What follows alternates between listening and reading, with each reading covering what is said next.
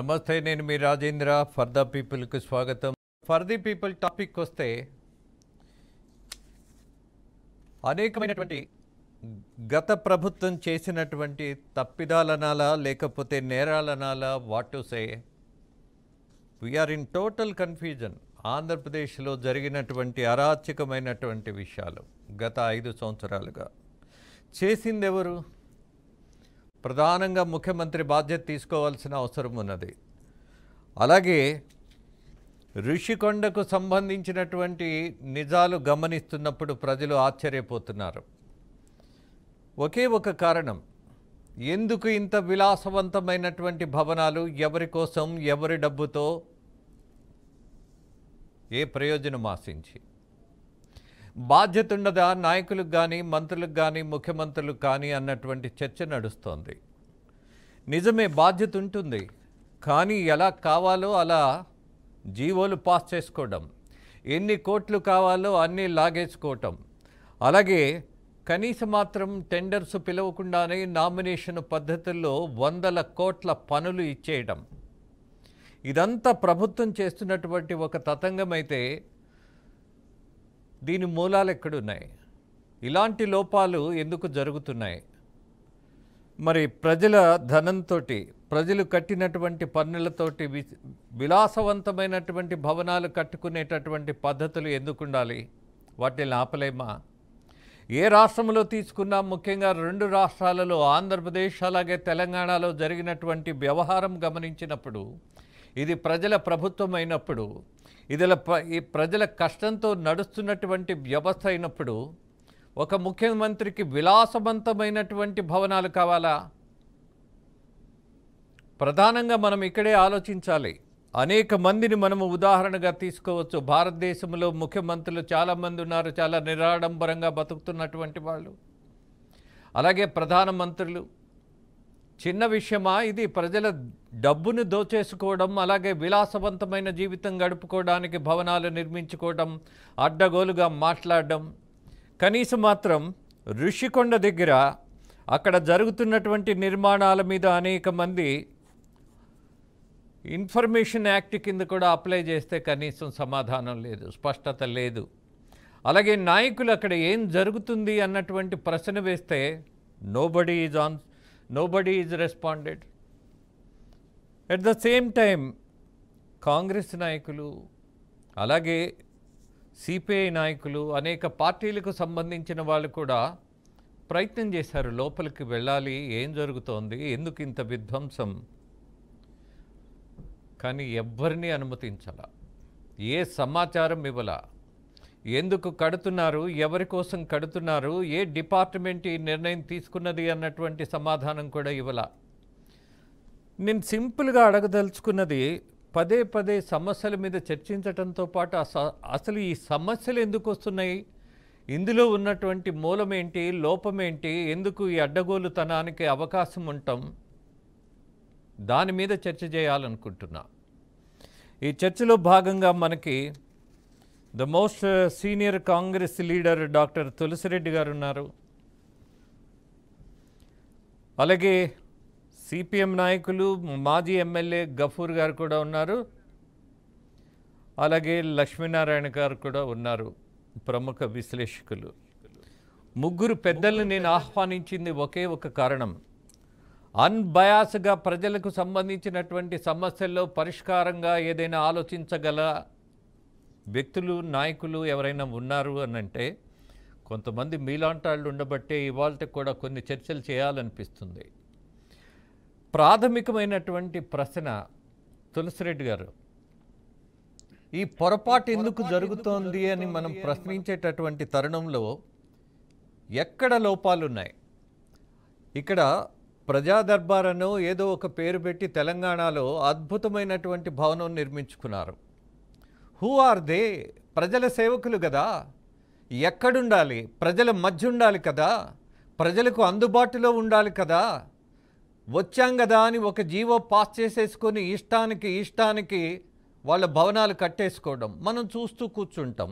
అలాగే ఏదో ఒక చర్చలు చేసేస్తాం, వదిలేస్తాం. బట్ అలా కాదు, మీలాంటి పెద్దలు ఉన్నప్పుడు నాకు ఒక ఆలోచన ఉన్నది. దీన్ని ఆపే మార్గం ఏంటి అనే దాని మీద మనం కొంచెం చర్చిద్దాం తులసిరెడ్డి గారు. ఈ అడ్డగోలుతనం మీద, అలాగే ఋషికొండకు సంబంధించిన వ్యవహారం మీద. మీతోనే ప్రారంభిస్తా తులసిరెడ్డి గారు. మహాభారతంలో విదురదేవుడు ఒక పద్యం చెప్పాడు సప్త వ్యసనాల గురించి. వెలది, జూదంబు, పానంబు, వేట, పలుకు ప్రళదనంబు, దండంబు పరుషధనము, సొమ్ము నిష్ప్రయోజనముగా వమ్ము సేత అనేడు సప్త వ్యసనముల జనత తగుల అని ద్వాపరయుగంలోనే విదురదేవుడు చెప్పాడు. ఆ సప్త వ్యసనాల్లో సొమ్ము దుర్వినియోగం చేయడం అనేది ఒక వ్యసనము, ఒక తప్పు, దాని జోలికి పోవాకండ్రా నాయన అని విదురదేవుడు అప్పుడే చెప్పాడు. కరెక్ట్గా ఇక్కడ జగన్మోహన్ రెడ్డి చేసింది ఆ సప్త వ్యసనాల్లో ఈ వ్యసనం వచ్చేసి ఆయన కరెక్ట్గా సరిపోతుంది. కాబట్టి ఇప్పుడు ఇంకా సరే, జరిగిపోయింది. ఈ యొక్క రిషికొండ విషయాన్ని 4 కోణాల్లో మనం వచ్చేసి విశ్లేషించాల్సిన అవసరం ఉంది. ఒకటి, ఇది పర్యావరణానికి సంబంధించినటువంటి సమస్యలు ఏమన్నా ఉన్నాయా, అనుమతులు ఉన్నాయా లేదా అనేది ఒక యాంగిల్. రెండవది, ఇందులో అవినీతి జరిగిందా లేదా అనేది రెండవ యాంగిల్. మూడవది, జగన్మోహన్ రెడ్డి యొక్క మనస్తత్వం అనేది తెలుస్తుంది మూడవది. నాలుగవది, దీనిని ఇంకా ఎలా ఉపయోగించుకోవాలా, ఈ యొక్క 7 blocks ను ఏ విధంగా వచ్చేసి ఉపయోగించుకోవాలా అనేది ఈ 4 కోణాల్లో మనం వచ్చేసి విశ్లేషించాలి. జరిగిపోయింది కాబట్టి మనం దాన్ని ఎలాగో ఉపయోగించాలా. ఈ ప్రజావేదికను జగన్మోహన్ రెడ్డి కూల్చినట్టు అటువంటి మళ్ళా పనులు చేయకుండా దాన్ని ఏ విధంగా సద్వినియోగం చేయాలా అనే కోణంలో ఆలోచించడం కూడా ఇప్పుడు అవసరం. ఇప్పుడు ఇక్కడ పర్యావరణానికి సంబంధించి సరే, నేషనల్ గ్రీన్ ట్రిబ్యునల్ కానీ మిగతా కోర్టు నియమించినటువంటి కమిటీలు కానీ వాళ్ళు రిపోర్ట్లు ఇచ్చినట్టుంది. ఇక్కడ కాబట్టి పర్యావరణ సంబంధించినటువంటి అనుమతులు బహుశా లేనట్టుంది. కాబట్టి దానికి సంబంధించి డెఫినెట్గా వచ్చేసి యాక్షన్ తీసుకోవాల్సిన అవసరం ఉంది. దానికి కారకులు ఎవరు, పర్యావరణ అనుమతులు లేకుండా జస్ట్ ఒక స్కూల్ కూడా మనము స్కూల్ అడ్మిషన్స్ కూడా చేయొద్దు అంటారు అనుమతులు లేకుంటే. కాబట్టి ఆ విధంగా ఇన్ని బ్లాకులు కట్టేటప్పుడు అక్కడ పర్యావరణ అనుమతులు కానీ మిగతా అనుమతులు కానీ వచ్చాయా లేదా అనేది ఒక యాంగిల్. రెండవది అవినీతి. ఇక్కడ చూస్తే 500 కోట్ల రూపాయలు. 500 కోట్లలో కొన్ని ఈరోజు పేపర్ చూస్తే ఒక్కొక్క ఫ్యాన్ ఖరీదు 3 లక్షలు అంట. ఫ్యాన్ వచ్చేసి ఒక్కొక్క ఫ్యాన్ ఖరీదు 3 లక్షలని మరి పేపర్లో చూశాను. టాయిలెట్ కమోడిటీ ధర ఒక్కొక్కటి 13,50,000. అంటే ఈ 500 కోట్లలో సరే విలాసవంతము జరిగింది, కానీ దాంట్లో కూడా అవినీతి వచ్చేసి దుర్వినియోగం ఏ వరకు జరిగిందనేది ఇది ఒక యాంగిల్ వచ్చేసి పరిశీలించాల్సిన అవసరం ఉంది. ఇక మూడవది, జగన్మోహన్ రెడ్డి మనస్తత్వం అనేది ఇక్కడ స్పష్టంగా తెలుస్తుంది. అంటే ఈయన జగన్ రెడ్డి కాదు, జల్సా రెడ్డి అనేది మనకు ఆయన ఒక దిక్కు వచ్చేసి లాస్ట్ ఎలక్షన్ లో కూడా పేదలకు పెత్తందారులకు మధ్య పోరాటం జరుగుతూ ఉంది, నేను పేదల పక్షం ఉంటానని చెప్పేసి పదే చెప్తూ ఉన్నాడు. కాబట్టి ఇప్పుడు ఆయన మనస్తత్వం వచ్చేసి అది పేదల మనస్తత్వమా పెత్తందారి మనస్తత్వమా అనేది మనకి ఇక్కడ స్పష్టంగా అర్థమైపోతుంది ఆయన మనస్తత్వం. ఇక 4వ యాంగిల్, ఈ అవినీతి మీద పర్యావరణ అనుమతుల మీద దాని మీద విచారణ జరుపుతూనే దీన్ని ఏ విధంగా ఉపయోగించుకోవాలి. సరే, what ever it may be, Visakha డెఫినెట్గా ఈ ప్రభుత్వం కూడా ఆర్థిక రాజధానిగా దాన్ని మలచాలని చూస్తున్నారు. కాబట్టి ఆర్థిక రాజధాని అన్నప్పుడు డెఫినెట్గా వచ్చేసి అమరావతికి ఏ మేరకు ఇంపార్టెన్స్ ఉంటుందో డెఫినెట్గా విశాఖకు అంతకు మించిన ఇంపార్టెన్స్ ఉంటుంది. ఒక టూరిజం కేంద్రంగా, ఒక సినీ రాజధానిగా, ఒక ఐటీ రాజధానిగా. కాబట్టి ఈ విధంగా బహుముఖ కోణాల్లో విశాఖ నగరాన్ని అభివృద్ధి చేయాల్సిన అవసరం ఉంది. కాబట్టి ఆ నేపథ్యంలో వీటిని ధ్వంసం చేయకుండా, ఒకరికడ పక్కన పెట్టకుండా దీన్ని ఏ విధంగా సద్వినియోగం చేసుకోవాలి, ఈ 4 కోణాల్లో రాష్ట్ర ప్రభుత్వం ఆలోచించాల్సిన అవసరం ఉందనేది నా అభిప్రాయం. ఓకే, గఫూర్ గారు, ఒళ్ళు మండటం కాదు, మామూలుగా లేదు గఫూర్ గారు. ఈ దుర్మార్గం ఏంటి, అసలు ఈ పద్ధతులు ఏంటి? కేవలం ప్రశ్నించి వదిలేసే పరిస్థితి ఉన్నదా? ఎవరి డబ్బండి అది? 500 కోట్లు.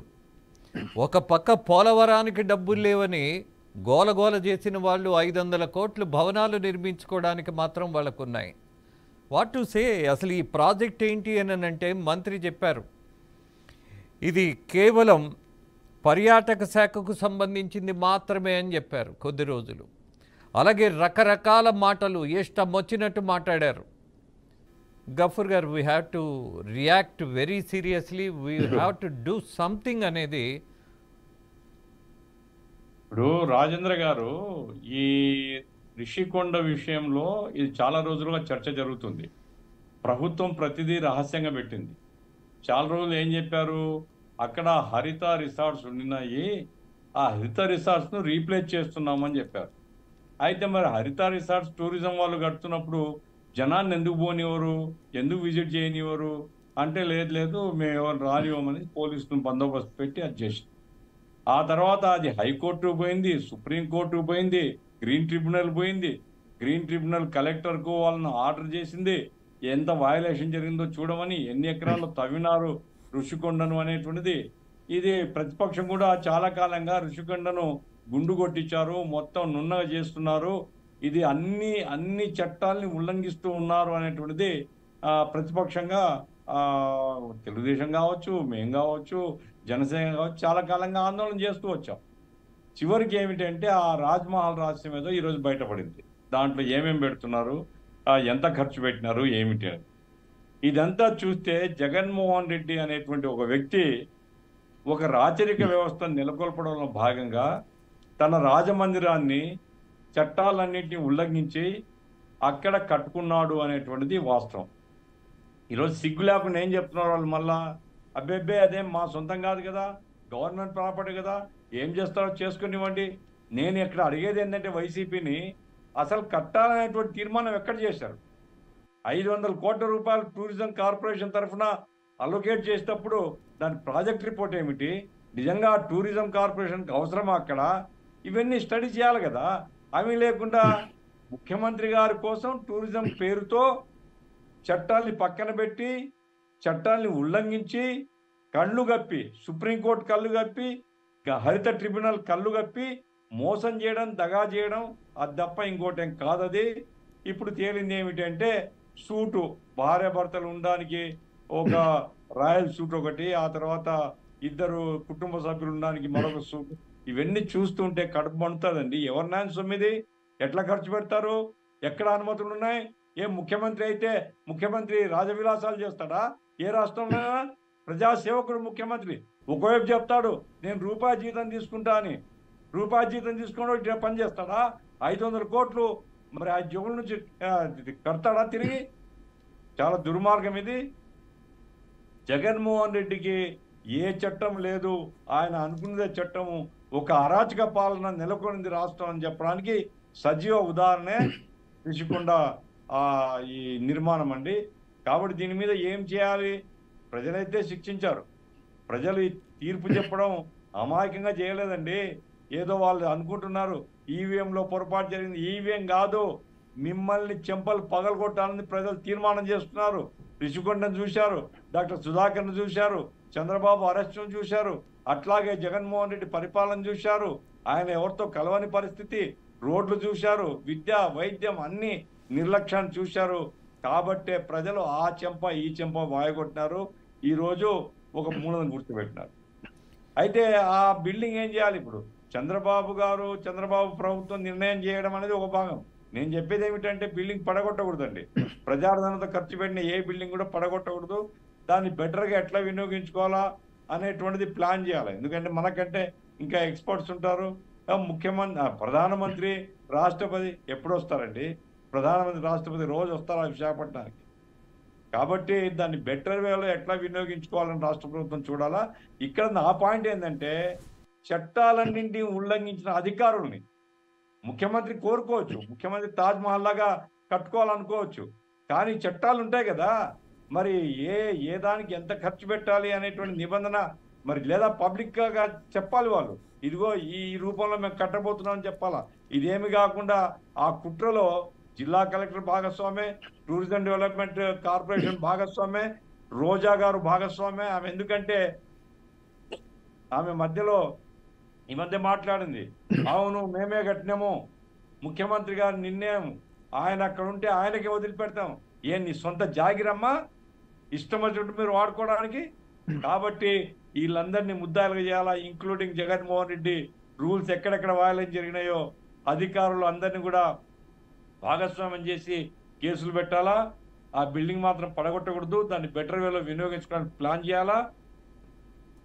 అట్లాగే ఈరోజు చూసాం సార్, తాడేపల్లిలో 45 కోట్లు ఖర్చు చేశారంట ఆ బిల్డింగ్కి. ఆయన ఎవరు రూపాయల జీతం తీసుకుంటాడు, కానీ 45 కోట్ల ప్రజాధనం బిల్డింగ్. 45 కోట్లతో మంచి ఇంద్రభవనం కట్టవచ్చు ముఖ్యమంత్రి గారికి. పర్మనెంట్గా ప్రభుత్వం ఆస్తిగా ఉంటుంది అది. అట్లా కాకుండా ఒక ప్రైవేట్ బిల్డింగ్కు ఆ రకంగా ఖర్చు పెట్టుకోవడం, ఇది కూడా చట్ట ఉల్లంఘనే. రోడ్డు పక్కన ఉండే రోడ్డు 4.5 కోట్లతో వేసింది. ప్రజలకు ఈరోజు స్వేచ్ఛ దొరికింది, ఆ రోడ్లో తిరుగుతున్నారు. ఆ సందర్భంగా ప్రజలు చెప్పిన ఆవేదన వింటే ఇట్లాంటి దుర్మార్గులు అధికారాన్ని ఉపయోగించుకొని ఎంత అరాచకం చేసినారో అర్థమవుతుంది. ఎవరు ఇళ్లకు పోనీకి లేకుండా, పిల్లలు స్కూళ్ళకు పోనీకి లేకుండా ఆ రోడ్డు అంతా ఆక్యుపై చేసుకొని చుట్టూ తిరిగిపోండి అని చెప్తే ఎంత బాధలు పడినారు. అట్లాగే బిల్డింగ్ లోపల 45 కోట్ల రూపాయలు ఖర్చు పెట్టిన లెక్కలు చెప్తున్నాయి. ఇవన్నీ కూడా విచారణ జరగాలండి, కఠినంగా శిక్షించాలా. ఎవరైతే రూల్స్ను వయలేట్ చేశారో కఠినంగా శిక్షార్హులు, వాళ్ళందరి మీద క్రిమినల్ కేసులు పెట్టాలా. ఇంక్లూడింగ్ రిషికొండ తప్పనిసరిగా క్రిమినల్ కేసు పెట్టాలనేసి నేను డిమాండ్ చేస్తూ బిల్డింగ్ని, ఎందుకంటే ఈరోజు ఒక సోదరుడు అక్కడ ఒక ప్రెస్ మీట్ పెట్టినాడు, ఈ బిల్డింగ్ను కూల్ చేయాలని. నేను వ్యతిరేకం దానికి. 500 కోట్లు ఎవరు ఖర్చు పెట్టినది ప్రజాధనంతో కట్టిన బిల్డింగ్ ఏది కూల్చడం సరైనది కాదు. దాన్ని సద్వినియోగం చేసుకోవడం ఎట్లా అనేటువంటి ఆలోచించి ప్రజా పర్పస్ కోసం మళ్ళా ఎవరో క్యాంప్ ఆఫీస్ పెట్టుకోవడం కాకుండా అది ప్రజలకు లేదా ప్రభుత్వానికి ఆదాయం వచ్చే పద్ధతిలో దాన్ని ఎట్లా వినియోగించుకోవాలా అనేటువంటిది అది ప్రభుత్వం ప్లాన్ చేయాలని డిమాండ్ చేస్తుంది. ఎస్ లక్ష్మీనారాయణ గారు, నేను మొదటిగా అన్నట్టు మౌలికమైనటువంటి సమస్య ఎక్కడున్నది?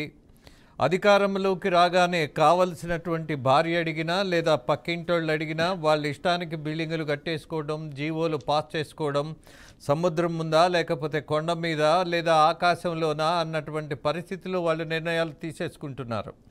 ఎవరి డబ్బుతో అనంటే ప్రజల డబ్బుతో. ఎందుకోసం అనంటే నేను ముఖ్యమంత్రి అయ్యాను కాబట్టి నాకు విలాసవంతమైనటువంటి భవనం కావాలని. బట్ ఇవన్నీ చూసుకొని జనం ఏదైనా అసహించుకుంటున్నారా అనంటే కోర్స్ ఇవాళ ఎన్నికల సందర్భంగా వచ్చిన తీర్పు తర్వాత చైతన్యం లేదనుకున్నటువంటి ఆంధ్రప్రదేశ్ ప్రజల్లో ఉన్నటువంటి చైతన్యానికి దిమ్మ తిరిగింది. రాష్ట్రంలోనే కాదు, దేశంలో కూడా ఒక విప్లవాత్మకమైనటువంటి మార్పుకు నాంది పలికారు జనం అసహనంతో. ఇప్పుడు గఫూర్ గారు చెప్పారు, లక్ష్మీనారాయణ గారు, అధికారుల మీద కఠిన చర్యలు ఉండాలి అని. అది చాలా ఇంపార్టెంట్. అలాగే పాలకులుగా ఇలాంటి వాళ్ళు రాకూడదు అన్నటువంటి నిర్ణయం. అంటే why I'm talking about that, bail మీద వచ్చిన వాడు ముఖ్యమంత్రి వేస్తే నాకు సిగ్గేస్తుందండి నా రాష్ట్రాన్ని చూస్తే మొన్నటిదాకా.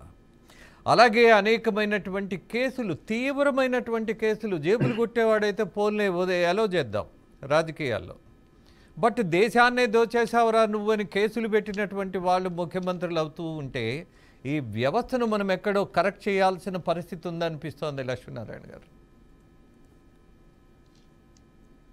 రాజేంద్ర గారు, మీకు, తులసిరెడ్డి గారు, గఫూర్ గారికి, ప్రేక్షకులకు నమస్తే. నమస్తే అండి. సమాజంలో విలువలు ఎంత అధమ స్థాయికి పడిపోయాయో ప్రస్తుతం పాలకులుగా ఉండి పాఠాలు నేర్చుకోకుండా విలాసవంతమైనటువంటి జీవితాల కోసం ప్రజాధనాన్ని నీటి కంటే అధ్వాన్నంగా వినియోగిస్తున్నటువంటి నైజం ఉన్నటువంటి నాయకులు రాజకీయాల్లో ఎదిగారు. ఇవాళ అప్రస్తుతమని నేను అనుకోవడం లేదు. ఎద్దుల ఈశ్వర్ రెడ్డి గారికి డాక్టర్ వైఎస్ రాజశేఖర రెడ్డి గారిని మేము రిప్రజెంట్ చేశాం గండికోట రిజర్వాయర్కు ఆయన పేరు పెట్టమని. క్షణం ఆలోచించకుండా ఆయన పేరు పెట్టారు. జగన్మోహన్ రెడ్డి గారి తండ్రి గారే ముఖ్యమంత్రిగా ఉన్నప్పుడు. ఎందుకు అని అంటే ఆయన 4 దఫాలు కడప పార్లమెంట్ సభ్యుడు. ప్రజలే డబ్బిచ్చి ప్రజలే ఓట్లేసి ఆయన పార్లమెంటుకు పంపించారు. ఆయన కమ్యూనిస్ట్ పార్టీ ఆఫీసులో ఒక చిన్న గదిలో ఆయన నివాసం ఉండేవాళ్ళు. కమ్యూనిస్ట్ పార్టీలోనే మరణించాడు. ఆయన అవివాహితుడు కాబట్టి కమ్యూనిస్ట్ పార్టీ ఆఫీసులోనే ఉండేవాడు. మరో ఉదాహరణ చెప్తా. ఐదుకల్లు సదాశివన్ గారు అనంతపురం జిల్లాలో కమ్యూనిస్ట్ పార్టీ జిల్లా కార్యదర్శిగా ఉన్నప్పుడు పార్టీ కమిటీ ముందు జమా ఖర్చులు, ప్రజల నుంచి సేకరించిన విరాళాలను జమా ఖర్చులు చెప్పడానికి ₹1 తేడా వచ్చిందని కమిటీ ముందు చేతులు కట్టుకొని క్షమాపణ కోరి నాకు రోజు సమయం ఇవ్వండి, ఆ ₹1 ఎక్కడికి పోయిందో తేల్చుకున్న తర్వాత లెక్కలు చెప్తానని అనుమతి కోరాడు ఆయన. అలా కమ్యూనిస్టు ఉద్యమంలోనే కాదు, వావిలాల గోపాలకృష్ణయ్య గారు, అమరజీవి పొట్టి శ్రీరాములు గారు ప్రాణత్యాగానే చేశారు. టంగుటూరి ప్రకాశం పంతులు గారు, లేకపోతే సుందరయ్య గారు, చండ్ర రాజేశ్వరరావు గారు, ఇటు కమ్యూనిస్టు ఉద్యమంలో, కాంగ్రెస్ పార్టీలో, ఇతర పార్టీల్లో ఆనాటి తనం, స్వాతంత్రోద్యమ స్ఫూర్తితో రాజకీయాల్లోకి వచ్చి సేవాభావంతో పైకి ఎదిగినటువంటి వాళ్ళు, అధికారంలోకి వచ్చినటువంటి వాళ్ళు, నీతి నిజాయితీ, ప్రజల ధనాన్ని ముట్టుకోవాలంటేనే భయపడేటువంటి వాళ్ళు, ₹1 ఖర్చు పెట్టాలంటే కూడా దుర్వినియోగం కావడానికి వీల్లేదనేటువంటి పద్ధతుల్లో నైతిక విలువలు పాటించినటువంటి వాళ్ళ వారసులు ఇవాళ ఆంధ్రులు. ఈరోజు ఎక్కడున్నాం? 407 కోట్లంట, 500 కోట్లని చెప్తున్నారు. అందులో 407 కోట్లకి బహుశా లెక్కలు చెప్పారేమో. ఆ పర్యాటక కేంద్రం భవనాలవి పేరుకు రికార్డెడ్గా. నేను గతంలోనూ అడిగా, ఇప్పుడు అడుగుతున్నా.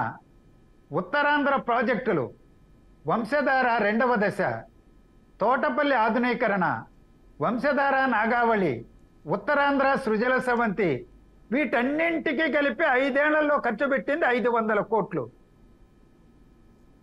ప్రాజెక్టుల నిర్మాణాన్ని అంత అలక్ష్యం చేసి ఉత్తరాంధ్రాన్ని గురించి జపం చేసినటువంటి జగన్మోహన్ రెడ్డి గారి ప్రభుత్వం ఒక పర్యాటక కేంద్రాన్ని నిర్మించడం కోసం, ఒక 3 భవనాలు కాంప్లెక్స్లను నిర్మించడం కోసం చట్టాల ఉల్లంఘన, జవాబుదారీతనం లేదు, పారదర్శకత లేదు, కన్నుగప్పి పరదాల మధ్య రహస్యంగా ఆ కొండను తవ్వేసి సుప్రీంకోర్టు చెప్పిన గతంలో ఉన్నటువంటి భవనాల పరిధిలోనే కట్టండి అని చెప్పిన దాన్ని విస్తరించి ఈరోజు విలాసవంతమైంది కట్టారు. దేనికోసం? అక్కడికి రాజధానిని తీసుకెళ్తాను, ఆ సముద్ర మట్టాన అక్కడ నివసిస్తూ విలాసవంత జీవితాన్ని గడుపుతూ రాష్ట్రాన్ని ఏలుతానని కలలుగన్నాడు ఆయన. ఆ కలలు రాష్ట్ర ప్రజలు కలలు చేశారు. చైతన్యం ఉన్నది ఆంధ్రప్రదేశ్ ప్రజానీకానికి. కానీ పాఠం నేర్చుకోకుండా ఏం చెప్తున్నాడు? కళ్ళు మూసుకుంటే 5 ఏళ్ళు గడిచిపోతాయి, మళ్ళా మనమే అధికారంలోకి వస్తామంటున్నారు. అంటే ఈయన చైతన్యం ఇవాళ ప్రశ్నార్థకమవుతున్నది, అసహ్యం వేస్తున్నది. ప్రజా తీర్పును గౌరవించి పాఠాలు సక్రమంగా నేర్చుకోలేని ఒక పరిణితి లేనటువంటి వ్యక్తి 5 ఏళ్ళు రాష్ట్రాన్ని పరిపాలన చేశాడు. ఈరోజు హంద్రీనివా ప్రాజెక్టు 500-600 కోట్లు ఖర్చు పెట్టాల 5 ఏళ్లలో. గాలేరు నగరి ఈ 400-500 కోట్లు ఖర్చు పెడితే తెలుగు గంగలో ఉన్నటువంటి పెండింగ్ పనులు పూర్తయిపోయేది. వెలుగొండ ప్రాజెక్టు ముందుకు అడిగేసేది. గ్రామీణ ఆర్థిక వ్యవస్థ అంతో ఇంతో బాగుపడేది, వ్యవసాయానికి నీరిచ్చేది. అంటే ధనం దుర్వినియోగం చేయడం ఇదొక్కటే కాదు. తన పార్టీ యొక్క జెండా గుర్తులని ప్రభుత్వ కార్యాలయాలు, పాఠశాలలు, సచివాలయాలు, పంచాయతీ కార్యాలయాలకి 1350 కోట్ల రూపాయలు ఖర్చు పెట్టి రంగులు వేసుకున్నారు. Yes, తప్పు అని హైకోర్టు జడ్జిమెంట్ ఇచ్చినా వాటిని తుడిపేయమంటే తుడిపేయడానికి మళ్ళా 1000-1200 కోట్ల రూపాయలు ఖర్చు అయింది. Yes. అంటే మొత్తంగా ఒక 2500 కోట్ల రూపాయలు ఖర్చు. ఎవడబ్బ సొత్తు? చెమటోడ్చి పన్నుల రూపంలో ప్రజలు చెల్లిస్తే ప్రభుత్వ ఖజానాకు వస్తే ఇలాంటి పనులా చేసేది? ఈరోజు క్విట్ ప్రోకో కింద కాదు, ఆ కేసుల సంగతి అటుంచండి. అసలు ఈ కేసుల కింద ప్రజాధనాన్ని దుర్వినియోగం చేసినందుకు, విలాసవంతంగా వాడుకున్నందుకు ఆయన 8 కిలోమీటర్లు పోవడానికి కూడా హెలికాప్టర్లు వాడాడండి. తాడేపల్లి నివాసం నుంచి ఆ పక్కన కూతవేడు దూరంలో సెంటు భూమి కోసం శంకుస్థాపన చేయడం కోసం హెలికాప్టర్లో వెళ్ళాడు. కెనాల దగ్గరికి హెలికాప్టర్లోకి వెళ్ళాడు. అంటే ఏమంటారు దీన్ని? ఇటీవలే ఎన్నికలు అయిన తర్వాత లండన్కి వెళ్ళారు. స్పెషల్ ఫ్లైట్, విలాసవంతమైనటువంటిది. ఎవరి సొమ్ము? అందుకని 1, 2, 3 yes, ప్రజల ధనాన్ని ఈ విధంగా దుర్వినియోగం చేసి విలాసవంతంగా ఖర్చు పెట్టినటువంటి వారు ఎవరైనా సరే Yes. వాళ్ళ మీద చర్యలు తీసుకోకపోతే భవిష్యత్తులో ఇప్పుడున్న వాళ్ళకి, భవిష్యత్తులో వచ్చే వాళ్ళకి కూడా మనం కూడా చేయొచ్చు ఈ పని అనేటువంటి సంకేతం, సందేశం పోతుంది. కాబట్టి ఈ రాష్ట్ర ప్రభుత్వం చర్యలు తీసుకోవాలి. ఎస్ లక్ష్మీనారాయణ గారు. తులసిరెడ్డి గారు, ఈ దేశంలో అత్యంత దేశభక్తులు ఎవరు అని అంటే నాకు కళ్ళకు కనపడే వాళ్ళు చాలామంది ఉన్నారు. రోడ్డు పక్కన చెప్పులు కుడుతున్న వాళ్ళు, వృద్ధాప్యంలో ఉన్నా కూడా హమాలీలుగా బతుకుతున్న వాళ్ళు. ఇలాంటి వాళ్ళ కాయ కష్టం గమనించినప్పుడు వాళ్ళకి సామాజిక న్యాయం జరగాలి, వాళ్ళ హక్కుగా రాజ్యాంగం ఇచ్చినటువంటి దక్కాలి అనే ప్రయత్నం మనం చర్చిస్తూ ఉంటాం.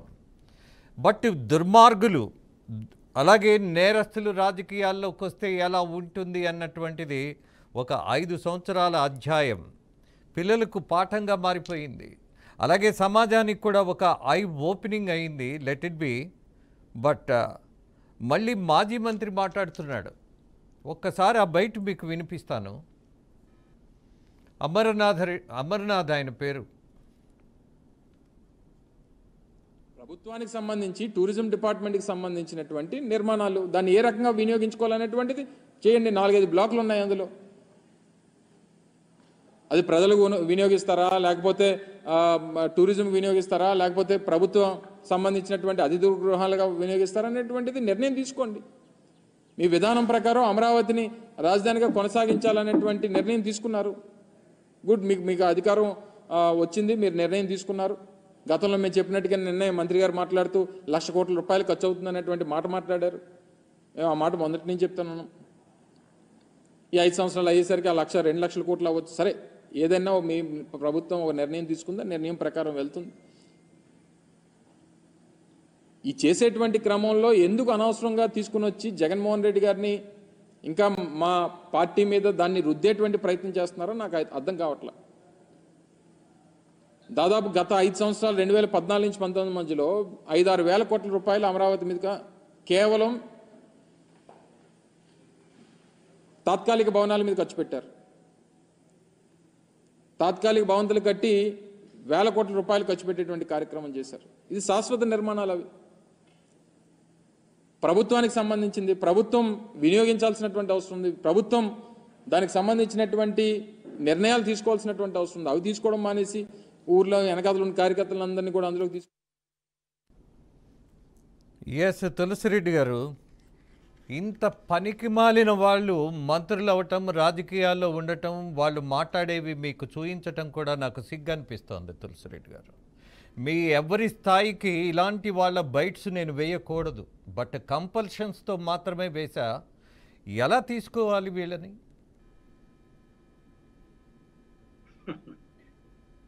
సరే, ఇంత లక్ష్మణ గారు చెప్పినట్లు భారతదేశం కానీ ఆంధ్రప్రదేశ్ కానీ ఎటువంటి నిరాడంబరులను, నిజాయితీ పరులను మనకు ఇప్పటికీ మనం చెప్పుకుంటుంటాం. లాల్ బహదూర్ శాస్త్రి గురించి ఇప్పటికీ చెప్పుకుంటాం. వచ్చేసి భారత ప్రధానమంత్రిగా ఉంటూ ఆయనకు వచ్చేసి ఒక ఇల్లు కూడా లేదు అని చెప్పేసి మనం చెప్పుకుంటుంటాం. అదేవిధంగా రాష్ట్రపతి ఏపీజే అబ్దుల్ కలాం, ఆయన గురించి చెప్పుకుంటుంటాం. సుందరయ్య గారు పార్లమెంటులో ప్రతిపక్ష నాయకుడిగా ఉంటూ పార్లమెంటుకు సైకిల్లో పోయేవాడని చెప్పేసి అది ఇప్పటికీ ఒక ఆశ్చర్యకరమైన రీతిలో చెప్పుకుంటాం వచ్చేసి. ప్రతిపక్ష నాయకుడిగా ఉంటూ పార్లమెంటుకు సైకిల్ మీద పోయాడని చెప్పేసి. తర్వాత ప్రకాశం పంతులు ముఖ్యమంత్రిగా ఉంటూ తన బట్టలు తాను ఉతుకుండేవాడంట నేను మామూలుగా టూరు పోయినప్పుడు కూడా. కాబట్టి ఇంకా అనేక మంది ఇటువంటి వాళ్ళు ఇప్పుడు కూడా కొందరు ఉన్నారు. కాబట్టి ఇటువంటి రాజకీయ నాయకులను ఈ యొక్క భారతదేశము, ఈ ఆంధ్రప్రదేశ్ సమాజానికి అందించినటువంటి దేశము, రాష్ట్రము, వాటి గురించి చెప్పుకుంటుంటాం. కానీ ఇటువంటి వాళ్ళు వచ్చేసి ఇక్కడ అది బహుశా భానుమతి పాట ఒకటి ఉంది, రకరకాల పిచ్చి అని. ఆ రకరకాల పిచ్చిలో ఇదొక పిచ్చేమో అనిపిస్తుంది వచ్చేసి. ఈ యొక్క భవంతులు వచ్చేసి జగన్మోహన్ రెడ్డి తీసుకుంటే పులివెందుల్లో ఒక రాజభవనం, ఇడుపులపాయలో ఒక రాజభవనం, హైదరాబాద్లో లోటస్ పాండ్లో ఒక రాజ్మహల్, తాడేపల్లిలో ఒకటి, తర్వాత బెంగళూరులో వైట్ఫీల్డ్లో ఒకటి, ఇంకా ఢిల్లీలో, తర్వాత వచ్చేసి విదేశాల్లో ఉన్నట్టుంది. ఆఖరికి రేపు చంద్రుని మీద, అంగారక గ్రహం మీద కూడా స్కోప్డ్ ప్రయత్నం చేసించాడు. అదొక పిచ్చేమనిపిస్తుంది వచ్చేసి. ఆయన పులివెందుల్లో ఆ భవంతిలో వచ్చేసి ఒక్కరోజు కూడా నిద్రపోయలేదని చెప్పేసి ఇప్పుడుందల పని అనుకుంటుంటారు. కానీ వచ్చేసి ఆడొక ప్యాలెస్ కట్టుకున్నాడు. కాబట్టి ఇది ఒక ఇక్కడ 500 కోట్లు అన్నమయ్య ప్రాజెక్టుకేమో 5 కోట్లు లేక అన్నమయ్య ప్రాజెక్టు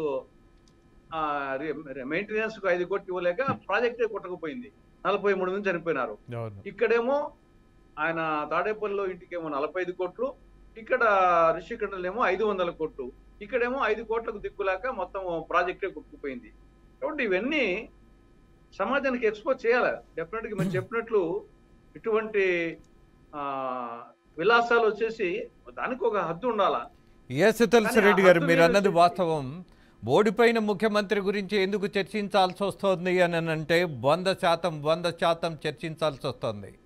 రాజకీయాల్లో ఎవరు ఉండకూడదో వాళ్ళు మళ్ళీ ప్రయత్నం చేసి నేరాలను పక్కన పెట్టించుకోవడం, అలాగే కేసులు లేకుండా చేసుకునేటటువంటి ప్రయత్నంలో అధికారం ఉంటే చాలు అన్నటువంటి పరిస్థితి మనం గమనించాం. కాబట్టే మళ్ళీ కొన్ని శక్తులు మాట్లాడుతున్నాయి. మాకు 40% ఓటింగ్ ఉన్నది, మేము ప్రజల కోసం మళ్ళీ నాకు ఓపిక ఉంది కదా పాదయాత్ర చేయడానికి అని మాట్లాడుతున్నటువంటి స్వభావం గొంతు విన్నాం. కాబట్టి అసలు ఇలాంటి వాళ్ళని రాజకీయాల్లో నుంచి శాశ్వతంగా తప్పించే చట్టం మనం గనక నిర్మించుకోకపోతే మనం ఎప్పుడూ చర్చలు ఇలా చేస్తూనే ఉంటాం. అలాగే మనం మరణిస్తాం. ఆ తర్వాత పిల్లలు కూడా మనల్ని తిట్టుకుంటారు. మా తాతో మా నాన్నో ఏమీ చేయలేకపోయారేంటి, అరే మాకు మంచినీళ్ళు లేవు, ఒక మంచి వసతి లేదు, ఇంత దోపిడీదారులకు ఈ రాష్ట్రాన్ని ఇచ్చేసి మా గఫూర్ తాత ఎందుకు చనిపోయాడు, మా రాజేందర్ తాత ఎందుకు చనిపోయాడు అని మనల్ని ఖచ్చితంగా వాళ్ళు తిట్టుకుంటారు మనం చనిపోయిన తర్వాత. 100% ఇది నిజం. అందుకే అంటున్నా చర్చించాలి. ఇప్పుడు వీళ్ళు చేసినటువంటి నేరాలను ఎస్ లక్ష్మీనారాయణ గారు మీరు చెప్పినటువంటి లక్షణమైనటువంటి ఒక గొప్ప విషయం ఉన్నది. ఈ 500 కోట్లు ప్రాజెక్టుల మీద ఖర్చు పెడితే అరే తాగడానికి ఒక చుక్క నీరు దొరికేది, పండించడానికి ఏదో రకమైనటువంటి వసతి ఉండేది, ధైర్యం ఉండేది అన్నటువంటి మాట ఈ రాష్ట్ర ప్రజలు అర్థం చేసుకోవాలని భావిస్తున్నా, ప్రార్థిస్తున్నా కూడా. 500 కోట్లు ఏమిటి బలుపు అని ప్రశ్నించాల్సిన చట్టం రావాలంటున్నా. మీరందరూ అదే కోరుకుంటున్నారు. ఎస్ తులసిరెడ్డి గారు, ఖచ్చితంగా మనము వీళ్ళ మీద చర్చించాలి, వీళ్ళ గురించి జనాలకి విశ్లేషించాలి, వీళ్ళు చేసినటువంటి దుర్మార్గాన్ని ఎండకట్టాలి. వాళ్ళకి అధికారం ఉందా లేదా అన్నటువంటిది కాదు, అధికారం ఉన్నప్పుడు చూయించినటువంటి అహం. మరొక మాట కూడా చెప్తా, ఇఫ్ యూ డోంట్ మైండ్, మీ ముగ్గురికి నాది ఒకటే విజ్ఞప్తి. తులసిరెడ్డి గారు సుదీర్ఘకాలం కాంగ్రెస్ పార్టీని బతికిస్తూ వస్తున్నారు.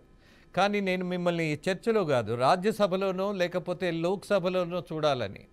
అలాగే గఫూర్ గారు, తెల్లారి లేస్తే ప్రజల సమస్యల మీద పోరాడేటటువంటి ఒక పార్టీ, కనీసం స్వార్థం లేకుండా అధికారం కోసం కాకుండా ప్రజల సమస్యల మీద చర్చించేటటువంటి ఒకే ఒక పార్టీ, నిస్వార్థంగా అంటున్నా, నిస్వార్థంగా. మీకెప్పుడు అధికారం దగ్గరలో కూడా కనపడదు, కానీ నిలబడతారు. మీలాంటి వాళ్ళు ఇవాళ అసెంబ్లీలకు రాకపోవడం అనేది పెద్ద పొరపాటుగా భావిస్తున్నా. అలాగే లక్ష్మీనారాయణ గారు, ఆయనకున్నటువంటి సుదీర్ఘమైనటువంటి చరిత్ర, వామపక్ష భావజాలం, అలాగే రాష్ట్రంలో ఉన్నటువంటి నీటిపారుదల విషయాల మీద కానీ, అనేక సామాజిక అంశాల మీద కానీ మీకున్నటువంటి అవగాహన ఈ రాష్ట్రానికి మేము కోల్పోతున్నాం, మిమ్మల్ని మేము మిస్ అవుతున్నాం. ప్లీజ్ ప్రజలకు ఒకే ఒక విజ్ఞప్తి చేస్తున్నా, ఇలాంటి వాళ్ళను మనము శాసనసభకో, పార్లమెంటుకో, రాజ్యసభకో ఏదో ఒకటి పంపించుకోకపోతే మనం మిస్ అవుతాం. ఇది ప్రజలకు నా విజ్ఞప్తి. అలాగే గఫూర్ గారు, మమ్మల్ని ఎలా ఉంచండి, మమ్మల్ని ఎలా ఉంచండి రాజేంద్ర గారు. ఉంచను. ప్రజా పోరాటం నిజమే, అద్భుతమైంది. బట్ కొన్నిసార్లు మనం ఎక్కడ పోరాడాలా అన్నది కూడా, మరి దుర్మార్గులే, దోషులే, నేరస్తులే చట్టాలను నిర్మిస్తుంటే ఆ చట్టం బాగోలేదని మనం బయట కూర్చొని మాట్లాడితే ఉపయోగం రావట్లా. Do you agree with that Lakshminarayana గారు? ఒకటి, ప్రజా పోరాటాలు, ప్రజల్లో నైతిక విలువల పునరుద్ధరణ, ప్రజలు నిజమైనటువంటి ప్రజాసేవకుల్నే చట్టసభలకు పంపించాలి అనేటువంటి చైతన్యం తీసుకురావడం అనేటువంటిది తక్షణ అవసరం భారతదేశంలో, అలాగే తెలుగునాట. నేను మీకు అడ్డొస్తున్నానని చెప్పండి, దానికి మార్గం ఏంటో చెప్పండి. వస్తున్నా దానికి. ఈ మధ్యనే లోక్సభకు ఎన్నికైనటువంటి సభ్యుల్లో 10 మంది మొదట ధనవంతులు ఎవరు అని చూస్తే 5 మందో 6 మందో తెలుగు రాష్ట్రాల నుంచి ఉన్నారు. వాళ్ళ చరిత్ర ఏంటి? ఏ ప్రజా ఉద్యమాల్లో పాల్గొన్నారు? ప్రజాసేవకు చేశారు? లేదు. వ్యాపారమయమైపోయింది రాజకీయాలు. అంత డబ్బు ఖర్చు పెట్టి 50 కోట్లు, 60 కోట్లు, 100 కోట్లు ఖర్చు పెట్టి వచ్చినటువంటి వాళ్ళు, చట్టసభలకు వెళ్ళినటువంటి వాళ్ళు, అది పార్లమెంట్ కావచ్చు, శాసనసభ కావచ్చు, వాళ్ళ వ్యాపకం ఏముంటుంది? వ్యాపార ధోరణితోనే మళ్ళా ఆ డబ్బులు ఎలా వెనక్కి రాబట్టుకోవాలి, మరింత 2 3 సంపాదించాలి, వచ్చే ఎన్నికలకు సిద్ధం కావాలి అనే దాని మీదనే ఉంటుంది. అందువల్ల రాజకీయ పార్టీలలో ప్రక్షాళన జరగాలి, ప్రజల చైతన్యం పెరగాలి. ఇటువంటి వాళ్లకు ఓటేయకూడదు. నేను ఇంతకుముందు ప్రస్తావన చేశా, ఎద్దుల ఈశ్వరరెడ్డి గారు ఎన్నికల ఖర్చు కోసం తులసిరెడ్డి గారికి తెలుసు. ఆ జిల్లానే మేమిద్దరం కూడా రూపాయి ఎన్నికల నిధికి ఇవ్వడం, ఓటేయడం. అంటే డబ్బులు వాళ్ళే ఇచ్చేవాళ్ళు, వాళ్ళే ఓట్లు వేసేవాళ్ళు, వాళ్ళే పార్లమెంట్కి పంపించేవాళ్ళు. ఆ పరిస్థితి ఈరోజు ఉందా? డబ్బులు లేకపోతే మీరు ఎన్నికలు ఎందుకయా మీకు అంటారు. అంటే ప్రజల్లోనే ఒక విధమైనటువంటి వ్యాపార ధోరణి వచ్చింది. ఆ ప్రజల్లో మార్పు తీసుకురావాలా, చైతన్యం తీసుకురావాలా. ఈరోజు ఏదైనా చిన్న పని జరగాలన్నా, గతంలో ఇంటి స్థలం కావాలన్నా, రేషన్ కార్డు కావాలన్నా, పెన్షన్ కావాలన్నా పోరాటాలు చేయాలి, సాధించుకోవాలి, లాఠీ దెబ్బలు తినాలి, జైలుకి వెళ్ళాలి. కానీ ఇవాళ ఏ పోరాటం లేకుండా ఓటు బ్యాంకు మనస్తత్వంతో ముందే పైరువీలతో దళారీ ద్వారా ఇచ్చేస్తున్నారు. నా భాషలో చెప్పనా, 100 రూపాయలు 1000 రూపాయలు పోతే పోయింది, రాజకీయాల్లోకి రావాలనంటే నా భాషలో చెప్తా, జేబులు కొట్టాలి, జనాన్ని దోచాలి, స్కాములు చేయాలి, క్విట్ ప్రో చేయాలి, అలాగే అబద్ధాలు నేర్చుకోవాలి, బూతులు మాట్లాడాలి. ఇలాంటి విధానం ఉన్నటువంటి వాడు ఇవాళ రాజకీయాల్లో రాణిస్తున్నారు అన్నటువంటి మీ బాధను నేను అర్థం చేసుకోగలను. 3 పెద్దలు ఉన్నారు కాబట్టి నేను ఒక విషయాన్ని ప్రస్తావించదలుచుకున్నా. అసలు ప్రజలలో మార్పు రావాలి అనంటే చేయాల్సిన మొట్టమొదటి పని ఏంటి అనంటే, ఇవాళ విద్యా విధానం మనం తీసుకుంటే, మీరు చెప్పినటువంటి గొప్ప నాయకుల గురించి ఏ మాత్రం తెలియనటువంటి విద్యా విధానంలో ఇవాళ యువత గత దశాబ్దాల కొద్దీ, అసలు పుచ్చలపల్లి సుందరయ్య అనంటే తెలిసిన వాళ్ళు మనం ఒక్కసారి జస్ట్ క్విజ్ పెడితే ఎంతమందికి తెలుసు? అలాగే పుచ్చలపల్లి సుందరయ్య గారి గురించి కొంచెం చెప్పండి రా అనంటే పార్లమెంటులో వదిలేద్దాం, అసెంబ్లీలో చెప్పమనండి, గెలిచిన నాయకులను కూడా మాట్లాడదాం. ఇవాళ 164 మంది సభ్యుల్లో ఎవరెవరికి పుచ్చలపల్లి సుందరయ్య గారి గురించి చెప్పమనండి చూద్దాం. Not only political leaders, you ask all the media people, let them call. Gandhi గారిని గురించి చెప్పమనండి, రాయమనండి. తర్వాతనే ప్రపంచానికి తెలిసిందన్నాడు ప్రధానమంత్రి మోడీ గారే. ఆ స్థితిలో ఉన్నాం. ఎస్, అందుకే అంటున్నా. ఎస్ గఫూర్ గారు, మనము పిల్లల్ని కాన్వెంట్స్కి పంపిస్తున్నాం. ఆ కాన్వెంట్లో చెప్పేటటువంటి చదువేంటి? కేవలం కమర్షియల్. అసలు ఈ దేశ చరిత్రని వక్రీకరించినటువంటి పరిస్థితి ఉందని అనేక మంది పెద్దలు మీలాంటి వాళ్ళు కూడా ఘోషించారు. అలాగే ఎలాంటి సిలబస్ ఉండాలి పిల్లలకి అన్నటువంటిది నోన్ టు అన్నోన్ ఉండాలి విద్యా విధానంలో. అంటే మొదట మాతృభాష నుంచి రాని భాషకు చదువు ప్రారంభం కావాలి. 10th క్లాస్ నుంచి ఒక ఇంగ్లీష్ మీడియం తీసుకుంటే తప్పు లేదు, ఇబ్బంది లేదు. మనందరం అలానే చదువుకున్నాం. మనందరము ప్రభుత్వ పాఠశాలల నుంచే వచ్చాం. ఇవాళ దుర్మార్గం చూడండి. తులసిరెడ్డి గారు, అలాగే గఫూర్ గారు, లక్ష్మీనారాయణ గారు, కార్పొరేట్ కళాశాలల యొక్క ఆధిక్యత 2 రాష్ట్రాలలో మామూలుగా. ఎంత దుర్మార్గం! ఏ పత్రికలో వాళ్ళ మీద ఒక వార్త కూడా రాదు. మీసాలు తిప్పుతారు, మేము జర్నలిస్టులం, మేము గొప్పవాళ్ళం, మేము అది ఇది అని. సిగ్గుందా మనకి? ఒక్క వార్త రాశామా? మీరు సర్వే చేయిద్దాము. 2 రాష్ట్రాలలో ఇవాళ కార్పొరేట్ కళాశాలలు పెట్టి నడుపుతున్నటువంటి భవనాలు మనం చూసినప్పుడు వాళ్ళకి అనుమతి ఇవ్వచ్చా? ఇచ్చే అవకాశం ఉందా? అసలు పిల్లలంటే ఆడుకోవాలి ముందు, తర్వాత చదువు అనేటటువంటి సంస్కృతి మర్చిపోయారు. మనందరం కబడ్డీ ఆడేవాళ్ళం, బాల్ బ్యాడ్మింటన్ ఆడేవాళ్ళం, ఫుట్బాల్ ఆడేవాళ్ళం. అనేకమైనటువంటి ఇలాంటి గేమ్స్ అన్నీ ఆడబట్టే ఇవాళ మానసికంగా కూడా మనము ధైర్యంగా పటిష్టంగా ఉన్నామంట. ఎస్ గఫూర్ గారు, విద్యా విధానాన్ని మార్చాల్సిన బాధ్యత ఉందంటున్నా. రాజేంద్ర గారు, ఇప్పుడు మా సంగతి వదిలేయండి. మీలాగా జర్నలిస్టులో సమాజాన్ని గురించి, దేశాన్ని గురించి ఆలోచించే వాళ్ళు ఎంతమంది ఉంటారంటారు? ఎందుకంటే ఎట్లయితే మిగతా విషయాలన్నీ కమర్షియల్ అయిపోయినాయో, జర్నలిజం కూడా ఈరోజు కమర్షియల్ అయిపోయింది. జర్నలిస్టులు కూడా ఆ పార్టీ ఈ పార్టీ అనే వైపుగా తేలిపోయినటువంటి పరిస్థితి. ప్రజల యొక్క సమస్యలు ఎక్కడా మనకు కనపడవు. మొత్తం ఇప్పుడు పత్రికలు కానీ, ఛానల్స్ కానీ, ఎవడు అధికారులు ఉంటే వాడిని బలపరిచేటువంటివి. ఇది సమాజంలో వచ్చినటువంటి ఒక అవలక్షణం, ఒక చెడు లక్షణం సమాజంలో వచ్చింది. ఇది కేవలం భారతదేశంలోనే కాదు, ప్రపంచవ్యాప్తంగా వచ్చినటువంటి మార్పు. మీరు చెప్పినటువంటి అంశము లోతుగా పరిశీలన చేయాల్సిందే. ఎందుకు ప్రజాదరణ తగ్గిపోతుంది? ఇప్పుడు నేను సొంతంగా పోటీ చేయకపోయినా, లక్ష్మీనారాయణ సొంతంగా పోటీ చేయకపోయినా, తులసిరెడ్డి గారు సొంతంగా పోటీ చేయకపోయినా, కాంగ్రెస్ పోటీ చేసింది, సిపిఎం పోటీ చేసింది, సిపిఐ పోటీ చేసింది.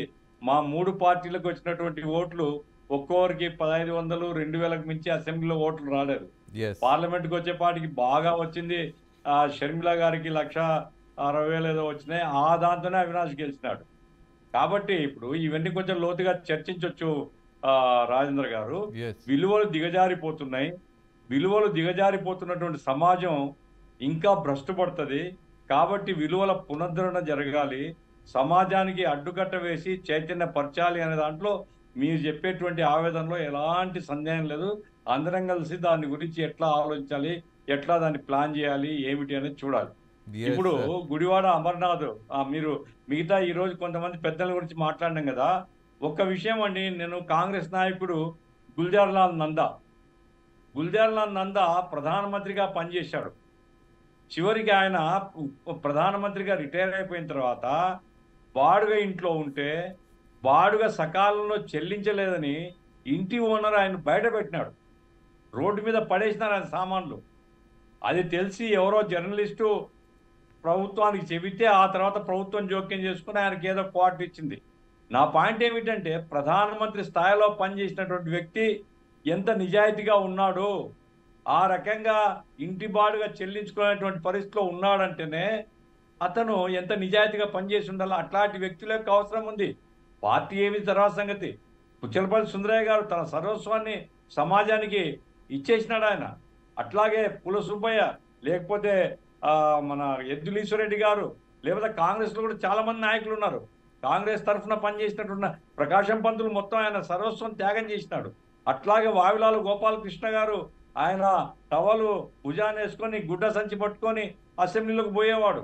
ఇట్లాంటి మహానుభావులు నడయాడిన నీడలో ఈరోజు ప్రజాధనాన్ని 100 కోట్ల రూపాయలు తన సొంతానికి, స్వప్రయోజనానికి, కుటుంబ ప్రయోజనానికి కొల్లగొట్టేటువంటి దొంగలు ఆ స్థానంలో కూర్చుంటున్నారు.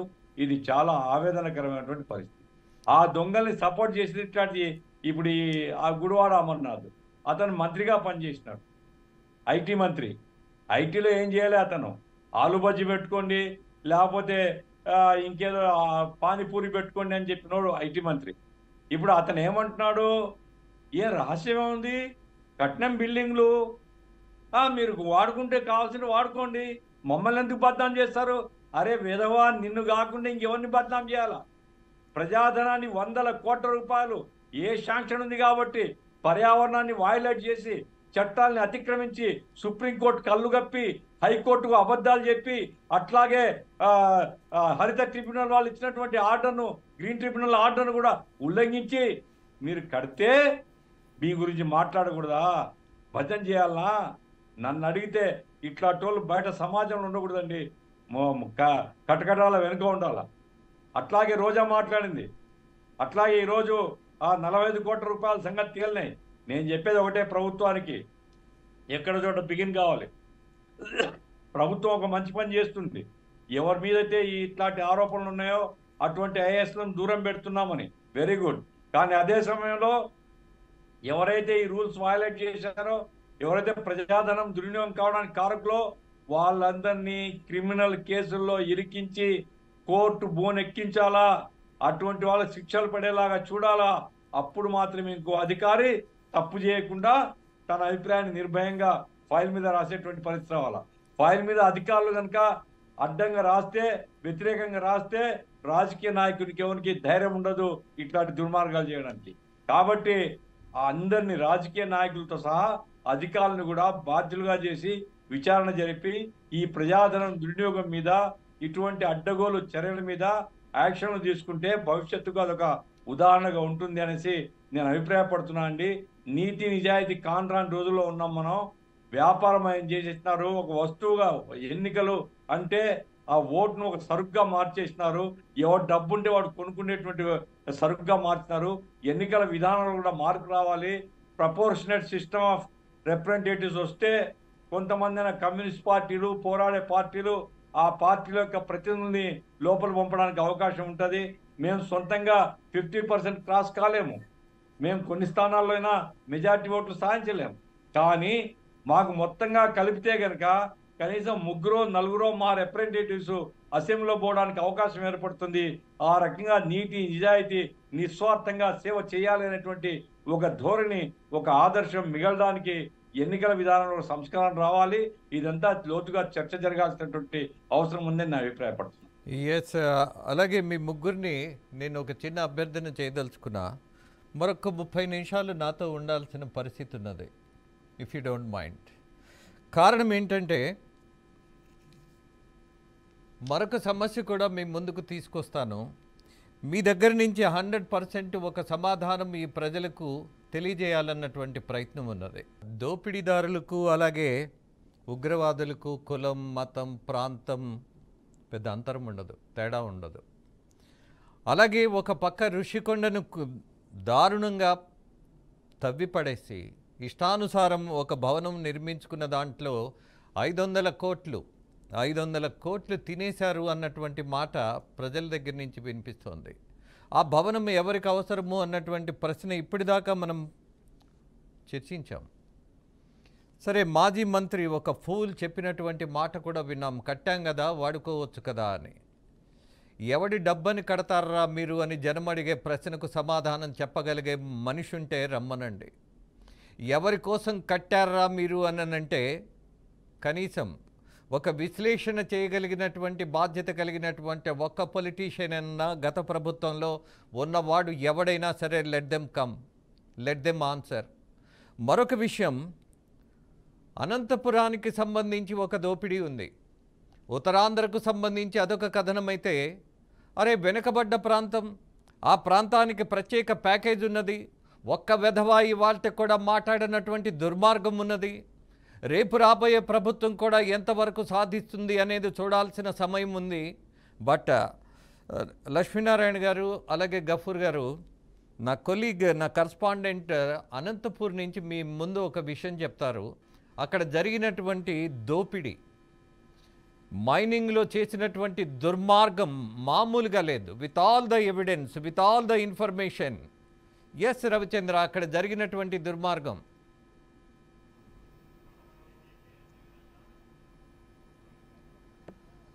సార్, అనంతపురం సంబంధించి కరువు జిల్లా, కానీ ఈ కరువు జిల్లాలో చాలా ఖరీదైన ఖనిజ సంపద అనేక ఇక్కడ ఉన్నాయన్నమాట. ఈ ఖనిజ సంపదకంతా సంపాదించి ఏదైతే గత తెలుగుదేశం ప్రభుత్వం కానీ అంతకుముందున్న కాంగ్రెస్ ప్రభుత్వం కానీ ఈ ఖనిజ సంపదకు సంబంధించి అంటే మట్టి తవ్వకాలకు కానీ, కంకర తవ్వకాలకు కానీ, గ్రానైట్ తవ్వకాలకు కానీ, నల్లబండల తవ్వకాలకు కానీ, ఇలా ఏదైతే మినరల్స్ ఉంటాయో వీటి తవ్వకాలకు సంబంధించి అన్నిటికీ కూడా అనుమతులు ఇచ్చేది. ఈ అనుమతులు ఇవ్వడంతో పాటు వీటిని తరలించేందుకు ఏదైతే కూడా జీపీఎస్ వ్యవస్థను, ఒకటి ఆన్లైన్ వ్యవస్థను ఏర్పాటు చేసేది.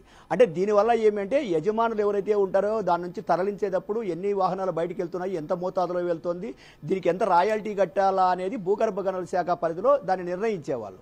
కానీ గత వైసీపీ ప్రభుత్వం అధికారంలోకి రాగానే మొదటగా ఈ భూగర్భ గనుల శాఖ మీద ఏదైతే కన్నేశారో జీపీఎస్ సిస్టాన్ని మొత్తం తీసేశారు. ఫస్ట్ అంటే ఏ సంపద నుంచి, ఎక్కడ ఖనిజ సంపద నుంచి ఏం తరలిస్తున్నారు ఏంది అనేది ఏది కూడా ఆన్లైన్లో లేకోకుండా, అది అధికారికంగా కనిపించకుండా ఫస్ట్ జీపీఎస్ సిస్టమ్ తరలించారు.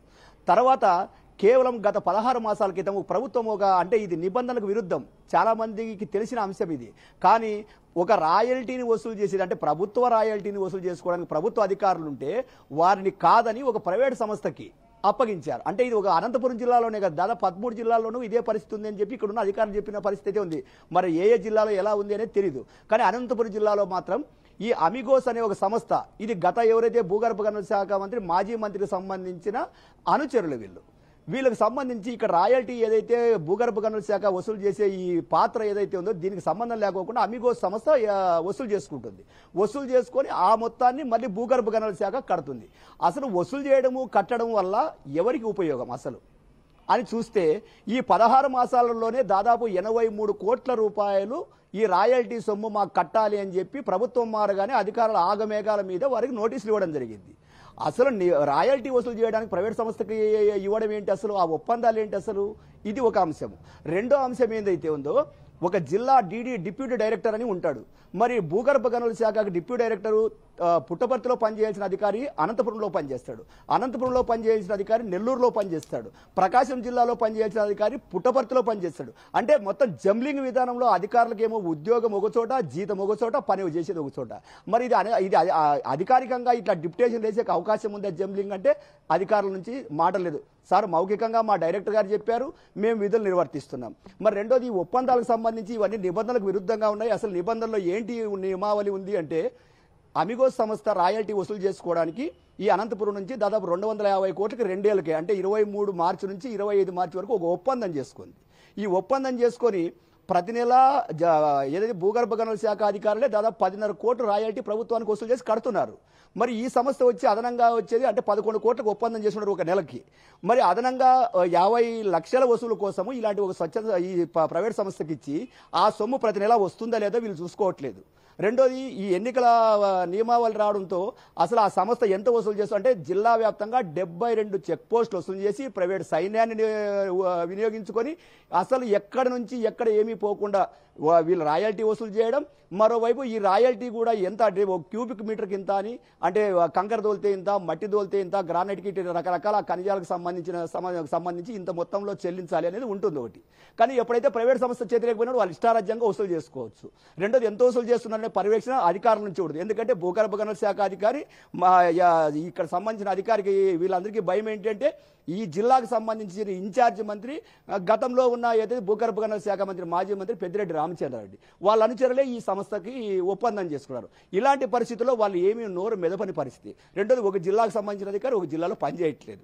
ఇది ఒక అంశం పక్క పెడితే ఈరోజు 83 కోట్ల రూపాయలు కట్టాలి అని చెప్పి ఒక నోటీసులు ఇచ్చి ఈ అధికారుల వరకు తాము సేఫ్ సైడ్ అన్నట్లు అనుకుంటున్నారు.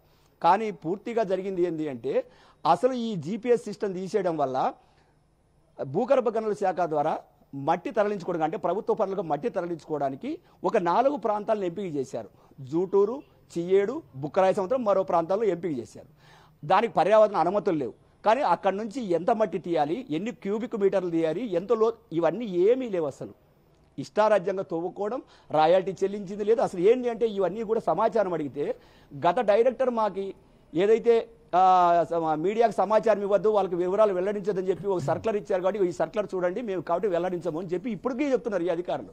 అంటే ఏమి, గత ప్రభుత్వంలో అధికారులు ఇప్పుడు ఉన్నారు కాబట్టి ప్రభుత్వం మారినప్పటికీ తిరిగి మళ్ళీ మాకు ఉత్తర్వులు వచ్చేందుకు మీడియాకి ఎలాంటి వివరాలు ఇవ్వము అని స్పష్టంగా చెప్పడం జరుగుతుంది. Yes, మరి sir, ఇప్పుడు అభివృద్ధి రవిచంద్ర, సంస్థ 23 కోట్ల రవిచంద్ర. రూపాయలు ఇచ్చినది అధికారికంగా మాత్రమే. Yes, మరి sir. ఈ అనంతపురం జిల్లాలో ఇంత ఖరీదైన కలిసి ఎస్ గఫూర్ గారు అలాగే లక్ష్మీనారాయణ గారు, నాది ఒక ప్రాథమికమైనటువంటి ప్రశ్న.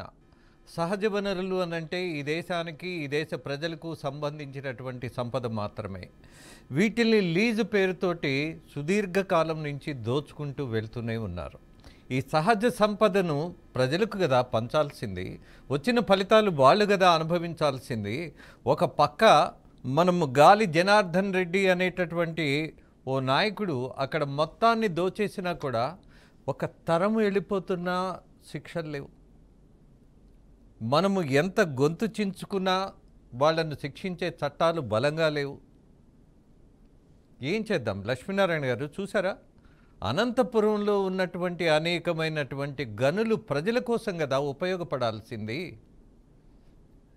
ఏ నిర్ణయం తీసుకుంటే బాగుంటుంది వీటి మీద ఒక పాలసీ అనేది? లక్ష్మీనారాయణ గారు. రాజేంద్ర గారు, ఈరోజు అనంతపూర్ జిల్లానే కాదు, ఆంధ్రప్రదేశ్ మొత్తంగా ఉత్తరాంధ్ర నుంచి రాయలసీమ వరకు సహజ వనరులను కొల్లగొట్టడమే, దోచుకోవడమే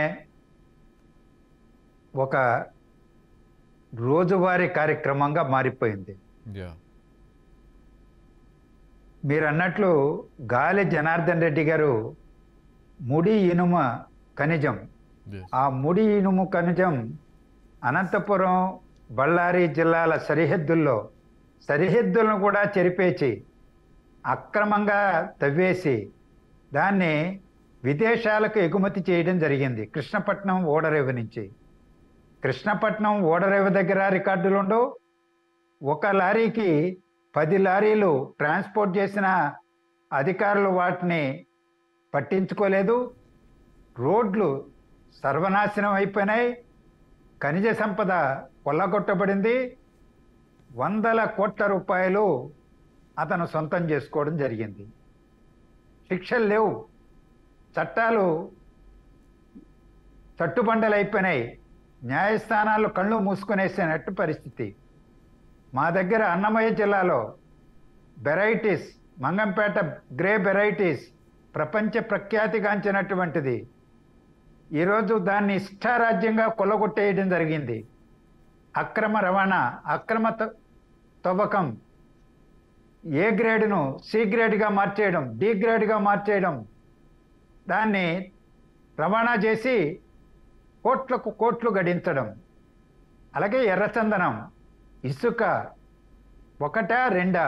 ఆ మధ్య ఒక జర్నలిస్టుల మిత్రులే ఒక మీటింగ్ ఆర్గనైజ్ చేస్తే వెళ్ళాను కర్నూలుకి. గఫూర్ గారు కూడా దాంట్లో పాల్గొన్నారు అనుకుంటా. ఆ వెళ్ళినప్పుడు చెప్పారు డోన్ ప్రాంతంలో ఏ విధంగా కొల్లగొట్టబడతా ఉంది సహజ వనరులని. పట్టించుకునేటువంటి గనుల శాఖ కానీ, రెవెన్యూ శాఖ కానీ, పోలీసులు కానీ ఎవరు లేరు. వాళ్ళే నియంత్రణ ఇచ్చారు. ఇలాంటి దౌర్భాగ్య పరిస్థితి రాష్ట్ర వ్యాపితంగా ఉన్నది కాబట్టే, ప్రజలు చూశారు కాబట్టే, ప్రతిపక్ష స్థానం కూడా అర్హత లేనటువంటి రీతిలో ఆ ప్రభుత్వానికి, ఆ పార్టీకి ప్రజలు చైతన్యంగా తీర్పిచ్చారు. దాన్ని గుణపాఠంగా నేర్చుకుని ఈనాటి ప్రభుత్వం వాటికి కట్టడి వేయడమే కాదు, వాటిని అరికట్టడమే కాదు, వాళ్ళ మీద చర్యలు తీసుకోవడమే కాదు, వాటికి పాల్పడినటువంటి వాళ్ళకి భవిష్యత్తులో వాటిని జరగకుండా నివారించడానికి కట్టుదిట్టమైనటువంటి చట్టాలు రూపొందించాలి. బాధ్యులైనటువంటి అధికారులను పెట్టాలి, నిజాయితీ పరులైనటువంటి వాళ్ళని పెట్టాలి. ఇవన్నీ జరగాలంటే అధికారంలో ఉన్నటువంటి ఎమ్మెల్యేలు, ఎంపీలు, మంత్రులు, ఐఏఎస్ అధికారులు, వీళ్ళందరూ కుమ్మక్క కాకపోతే, చిన్న కింద ఉన్న ఉద్యోగ వరకు కుమ్మక్క కాకపోతే ఇవి చేయలేరు. ఉన్న చట్టాలను అమలు చేసినా కానీ చేయలేరు. వాళ్ళు అవినీతికి అక్రమాలకు బానిసలై ఈరోజు కుమ్మక్కై ఈ పనులు చేస్తామన్నారు.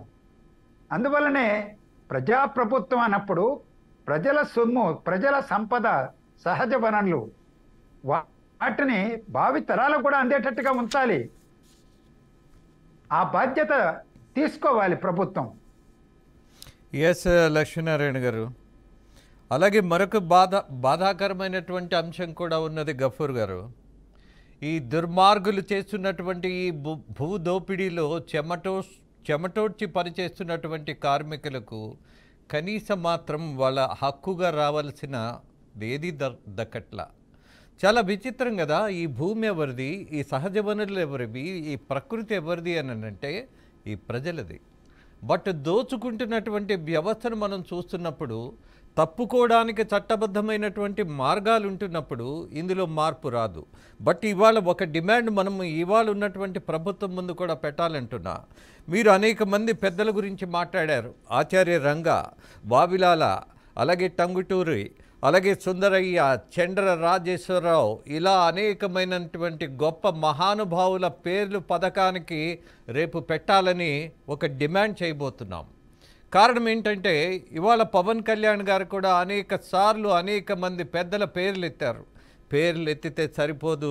పవన్ కళ్యాణ్ గారు ఖచ్చితంగా రాబోయే ప్రభుత్వ పథకాలకు మరొక అన్న పథకం, మరొక అన్న బీమా, ఇలాంటి బూతులు వినడానికి ప్రజలు సిద్ధంగా లేరు అన్నటువంటి విషయాన్ని మనం చాలా ఘాటుగా తెలియజేయాల్సిన సందర్భం మన ముందు ఉంది అంటాను గఫూర్ గారు.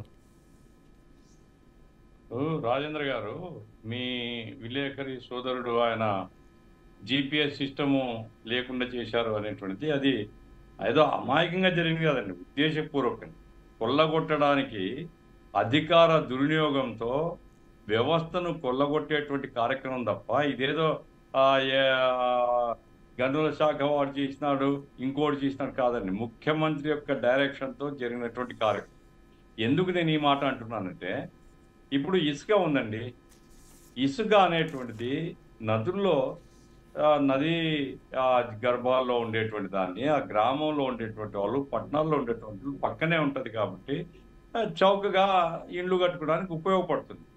దాన్ని దుర్మార్గులు ఎట్ట చేసినారు? జేపీ ఇండస్ట్రీస్ అనేటువంటి, అది ఎక్కడుందో తెలియదు, అది దివాలా తీసిన సంస్థ. అది జేపీ ఇండస్ట్రీస్ ఢిల్లీలో ఉండేది, దివాలా తీసింది. అట్లాంటి దాని పేరుతో ఈరోజు మొత్తం సీనరీస్ ఫీజు అంతా వాళ్ళు వసూలు చేస్తారని వాళ్ళకి కట్టబెట్టినారు. ఆ జేపీ ఇండస్ట్రీస్ పేరుకే తప్ప మొత్తం అంతా కూడా ఎమ్మెల్యేలు లేదా ఈ సిండికేట్లు, వైసీపీ సిండికేట్లు అన్ని జిల్లాల్లో ఇసుకను కొల్లగొట్టడం వల్ల విపరీతంగా ధరలు పెరిగిపోయి భవన నిర్మాణ పరిశ్రమ అంతా గందరగోళం అయిపోయి లక్షల మంది భవన నిర్మాణ కార్మికులు పనులు లేక పస్తులుండి కొంతమంది ఆత్మహత్యలు చేసుకున్నటువంటి ఘటనలు కూడా రాష్ట్రం జరిగాయి.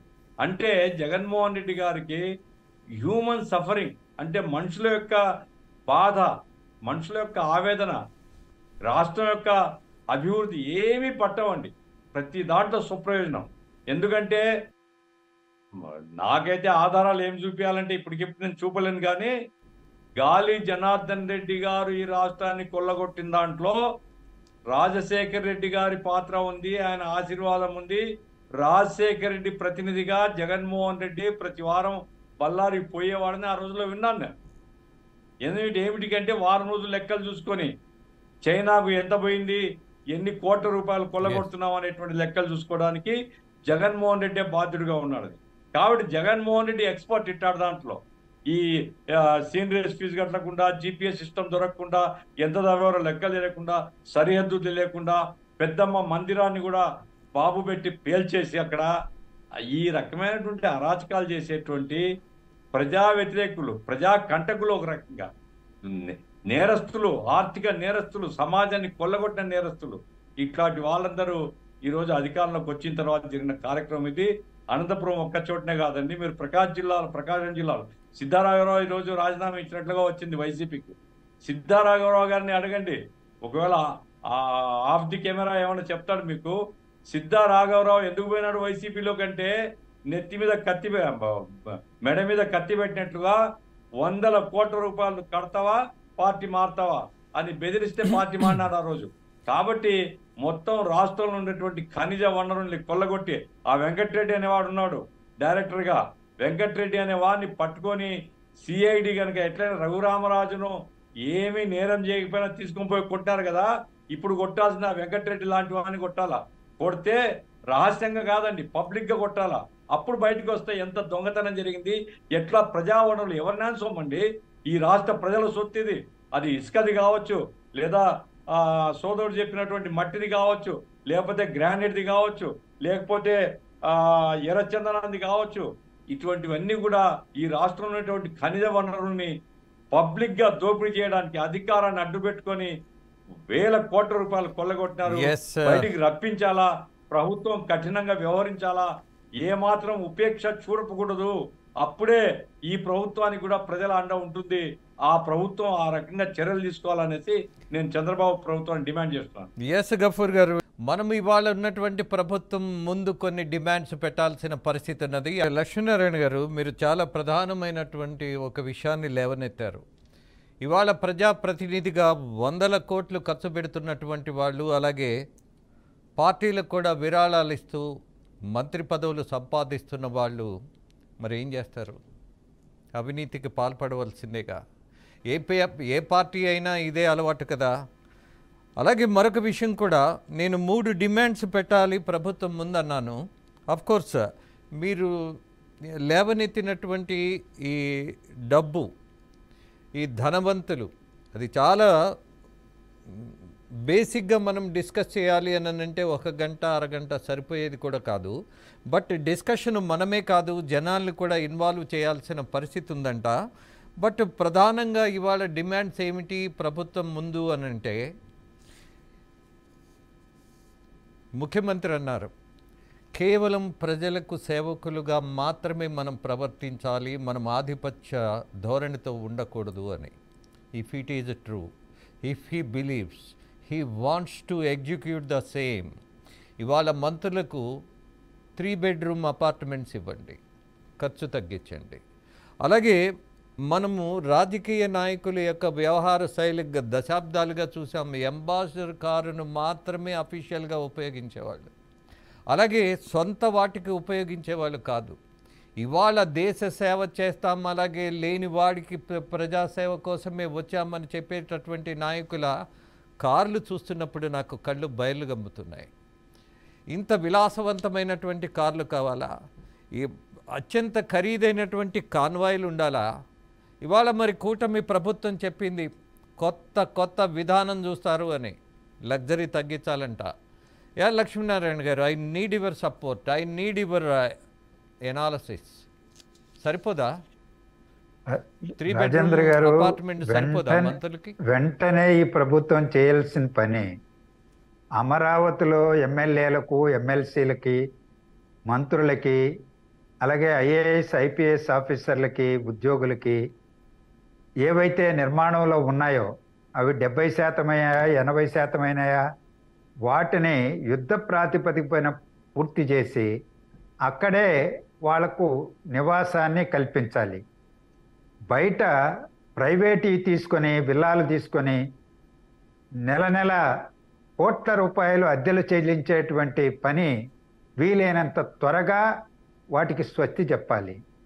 ప్రభుత్వం ప్రజల సొమ్మును ఆ విధంగా ఆదా చేయాల్సినటువంటి బాధ్యత ఉన్నది అని నేను బలంగా విశ్వసిస్తున్నాను. ధన్యవాదాలు. సరే, కార్లు అంటారా, ఈరోజు వాళ్ళ సొంత కార్లు ఏదైనా పెట్టుకోవచ్చు.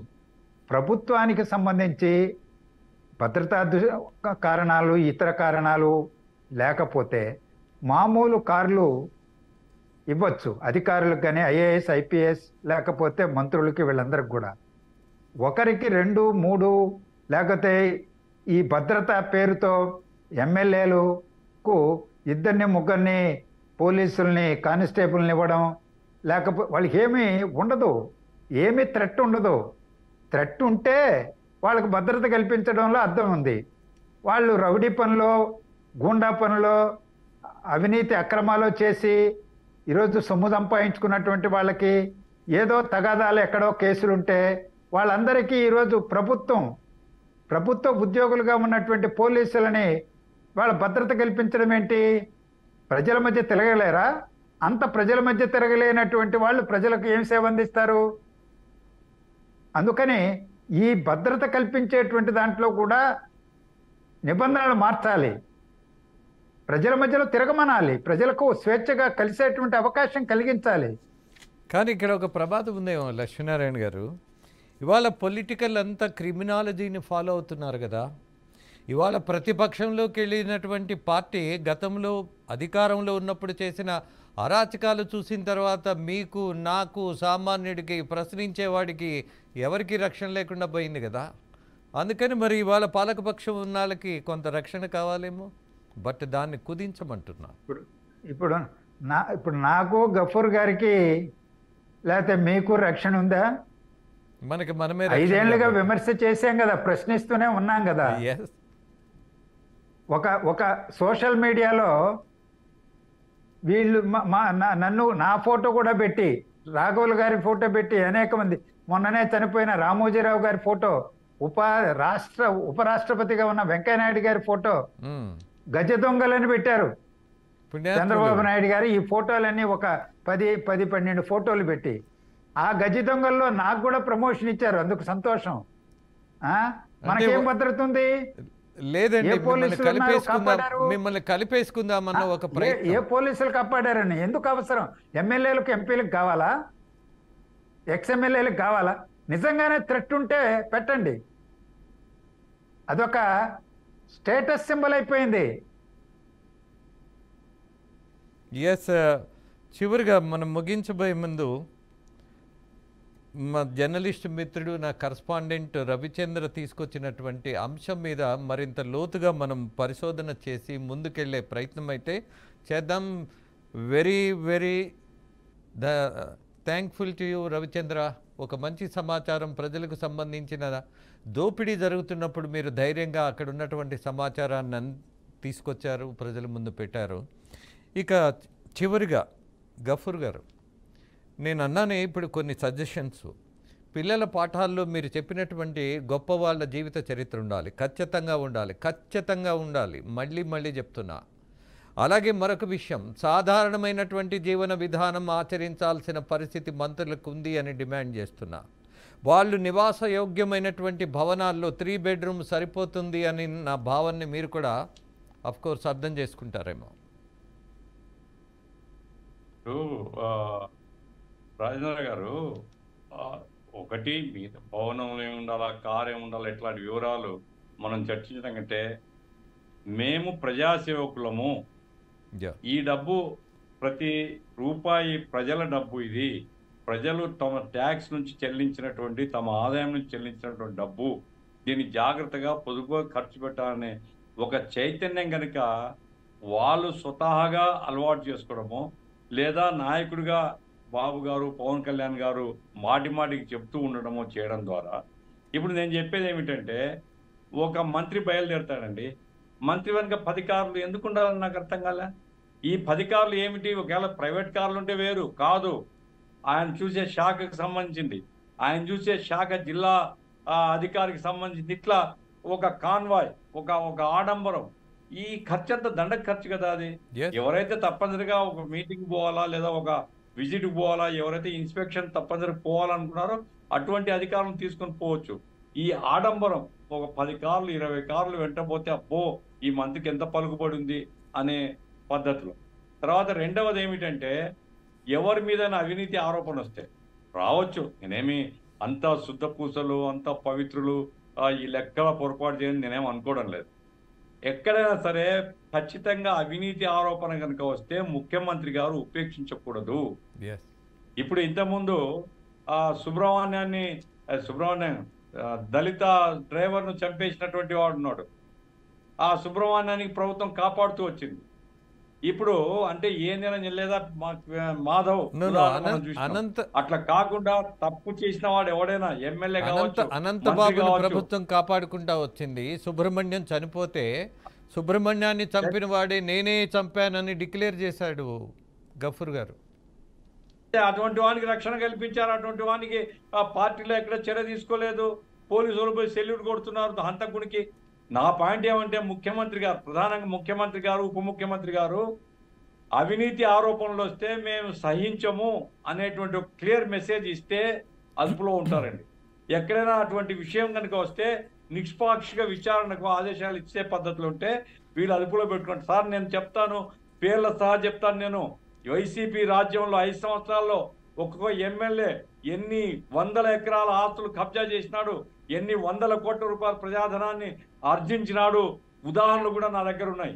ఆ రకంగా ఎమ్మెల్యేలు అంటే దొంగలు, ఎమ్మెల్యేలు అంటే ప్రజాసేవకులు కాదు, ప్రజా పీడకులు అనేటువంటిది వాళ్ళు అదంతా చేసుకున్నారు కాబట్టి, మూట కట్టుకున్నారు కాబట్టి జనం తరిమేస్తారు వాళ్ళను. ఇప్పుడుండేటువంటి ప్రభుత్వం ముందు సింప్లిసిటీ, ప్రజాసేవకులు అనే భావన, అవినీతి వ్యవహారంలో జోక్యం చేసుకుంటాం ఫస్ట్ నేర్చుకోవాలా. కాంట్రాక్టర్ ద్వారా డబ్బులు వసూలు చేసేటువంటి పద్ధతికి స్వస్తి చెప్పాలా. 40-50 కోట్లు ఖర్చు పెట్టి వచ్చినారు కదా, ఎట్లా సంపాదించుకోవాలా? 40-50 కోట్లు ఖర్చు పెట్టమని ప్రజలు చెప్పినారా నీకు? నీవు ఎమ్మెల్యే కావాలని ఖర్చు పెట్టుకున్నావు. కాబట్టి పేరు తెచ్చుకో, మంచి పేరు తెచ్చుకో, నిజాయితీపడని పేరు తెచ్చుకో, ఇంకోసారి ఖర్చు పెట్టుకుంటేనే జనం ఓట్లేస్తారు. గఫూర్ గారు, ఒక సందేశం ఈ క్షణం నుంచి మీరు నాకు ఒక మార్గదర్శకుడిగా భావిస్తున్నా, అలా గౌరవిస్తున్నా, మిమ్మల్ని త్వరలో కలవబోతున్నా. మీ దగ్గర ఉన్నటువంటి సమాచారం మొత్తం ప్రజలకు చేరవేసే ప్రయత్నం చేద్దాం. అలాగే అద్భుతమైనటువంటి ఒక సామాజిక విశ్లేషణ ఇచ్చేటటువంటి లక్ష్మీనారాయణ గారితో కూడా కొంత ప్రయాణం చేయాల్సిన అవసరం ఉంది. నాట్ ఓన్లీ డిబేట్స్, 100% మనలాంటి వాళ్ళు ఇవాళ 60 దాటిన తర్వాత కూడా కుర్రాళ్ళ లాంటి వాళ్ళు బతుకున్నారా, పోరాడగలరా అని ఒక సందేశం ఇద్దాం, ఖచ్చితంగా ఇద్దాం. ఎనీహౌ మీ ముగ్గురికి ధన్యవాదాలు తెలియజేస్తూ ముగిస్తూ, నమస్తే, మీ రాజేంద్ర.